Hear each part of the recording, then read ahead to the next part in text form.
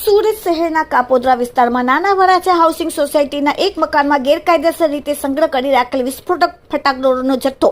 કિંમત ₹1,04,350ની મતાની સાથે બે મહિલાઓને ઝડપી પાડતી Kapodra police. Surat police commissioner Anupamsinh ગેહલોતના આદેશ મુજબ સમગ્ર સુરત શહેરમાં ગેરકાયદેસર વગર પાસ પરમિટે અન્ય કોઈપણ જાતના સેફટીના સાધનો વગર સ્ફોટક ફટાકડાનો સ્ટોક સંગ્રહ રાખીને લોકોની જિંદગી જોખમમાં મુકાય અને હાલ તેની સંભાવના રહે તેવી બેદરકારીથી સ્ફોટક પદાર્થનો સંગ્રહ કરી રાખતા ઇસમો વિરુદ્ધ કાયદેસરની કાર્યવાહી કરવા માટે સૂચના આપેલ. જેથી કાપોદ્રા પોલીસ સ્ટેશનના ઇન્સ્પેક્ટર MB આસુરાના આદેશથી સર્વેલન્સ સ્ટાફના માણસો આવા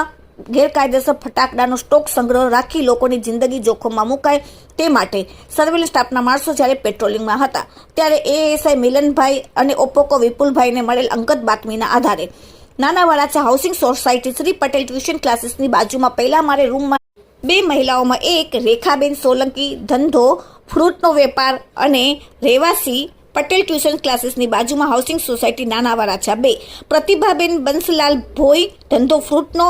વેપાર અને રહેવાસી ગાયત્રી સોસાયટી તપોવન સ્કૂલની બાજુમાં નાના વરાછા સુરતવાળાને પકડીને તેમની પાસેથી ગેરકાયદેસર રીતે ફાયર સેફટી વગર અને ફાયર ક્રેકર્સ લાયસન્સ વગર સુરત મહાનગરપાલિકાના NOC વગર ફટાકડાનો સંગ્રહ કરેલ. તેથી ત્યાં રેડ પાડીને કાપોદ્રા પોલીસે કુલ ₹1,44,350નો ગેરકાયદેસર ફટાકડાનો જથ્થાનો સંગ્રહ કરીને પકડી પાડેલ. Bureau report, daily India TV, Surat.